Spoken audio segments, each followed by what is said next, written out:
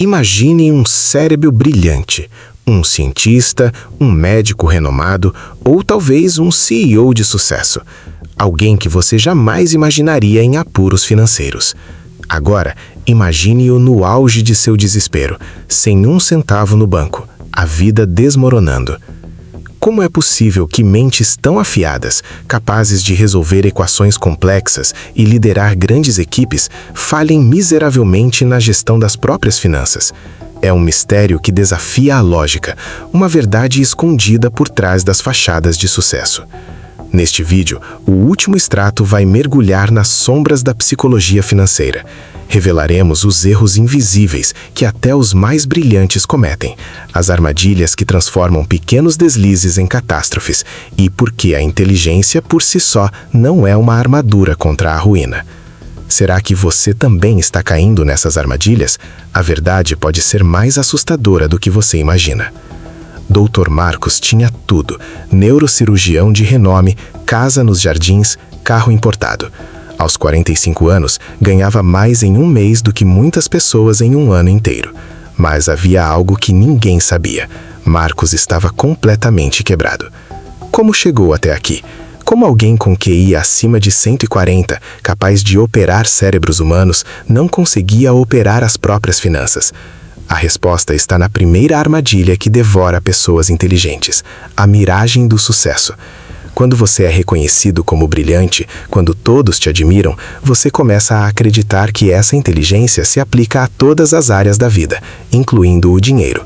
Marcos nunca aprendeu sobre investimentos na faculdade de medicina, nunca estudou sobre planejamento financeiro, mas sua mente brilhante sussurrava uma mentira perigosa: você é inteligente demais para falhar com dinheiro. Esse é o primeiro veneno. A educação formal nos ensina física quântica, medicina avançada, engenharia complexa, mas sobre dinheiro, silêncio absoluto.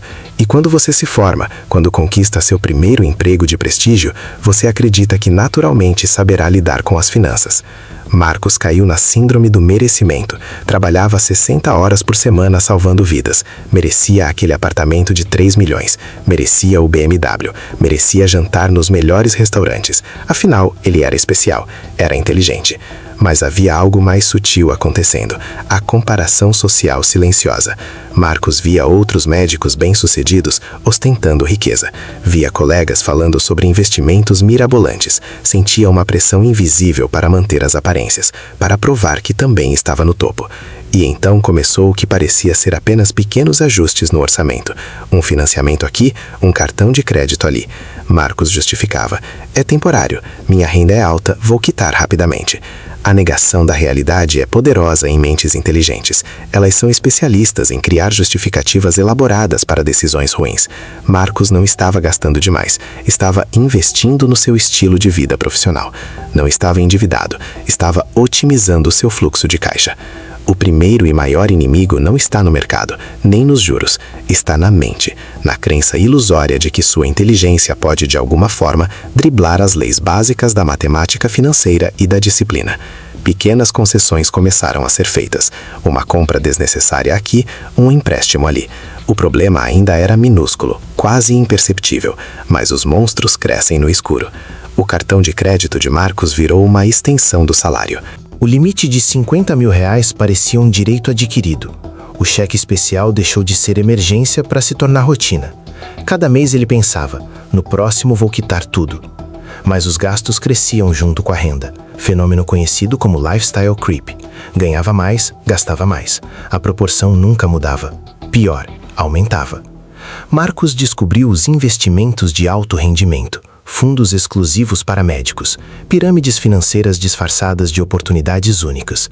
Sua inteligência o protegia de golpes óbvios, mas o tornava vulnerável às promessas sofisticadas de multiplicar dinheiro rapidamente. Investiu 200 mil reais em um fundo que prometia 3% ao mês. É matemática simples, pensou. Em 2 anos, duplica o valor. Sua mente analítica calculou os juros compostos, mas ignorou o risco. Ignorou a regra básica: se parece bom demais para ser verdade, provavelmente é mentira. O efeito bola de neve começou devagar. Uma dívida de 15 mil no cartão, juros de 15% ao mês.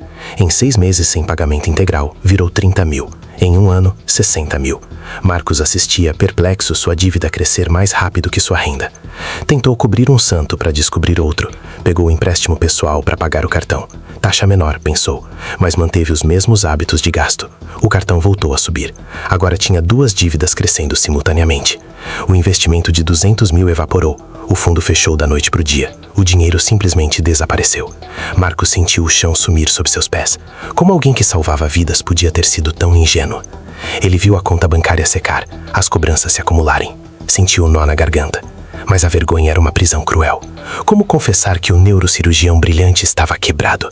Como admitir que toda aquela inteligência não serviu para nada quando se tratava de dinheiro? E então tentou uma última, desesperada manobra, que acabaria por selar seu destino. Marcos descobriu as criptomoedas, não o Bitcoin tradicional, mas moedas novas, promissoras. Leu brancos papers complexos, análises técnicas, gráficos incompreensíveis para leigos. Sua mente médica absorvia cada detalhe técnico. Desta vez é diferente, murmurou. Desta vez vou usar minha inteligência ao favor. Pegou um empréstimo de 300 mil reais sobre o apartamento. Colocou tudo em 3 criptomoedas revolucionárias. Em 2 semanas, perdeu 80% do investimento. Se você está encontrando valor nesta investigação sobre as falhas financeiras que todos podemos cometer, não deixe de se inscrever no último extrato e ativar as notificações. Sua curiosidade é o nosso combustível. A ligação chegou numa terça-feira de manhã. O banco informava que o apartamento estava em processo de penhora. Marcos estava no meio de uma cirurgia de 8 horas. Suas mãos, antes firmes e precisas, começaram a tremer. A fachada não podia mais ser mantida. Os colegas começaram a notar sua aparência abatida. Os olhos fundos, o peso perdido, a irritabilidade constante. O estresse financeiro estava corroendo sua saúde, seus relacionamentos, seu desempenho profissional. Sua esposa descobriu a verdade quando o cartão foi recusado no supermercado. Não havia mais como esconder. A conversa foi devastadora. Lágrimas, gritos, decepção. Como o homem que ela admirava, o provedor da família, havia mentido por tanto tempo. Você é inteligente, ela chorou. Como pôde ser tão burro? Marcos percebeu algo amargo naquele momento. Sua inteligência, antes um orgulho, tornara-se o maior dos pesos. Ela criara uma expectativa impossível. A pressão de ser sempre o mais esperto, sempre ter as respostas certas, sempre estar no controle. Mas dinheiro não liga para seu QI, não liga para seus diplomas, não liga para sua reputação. Dinheiro segue regras simples.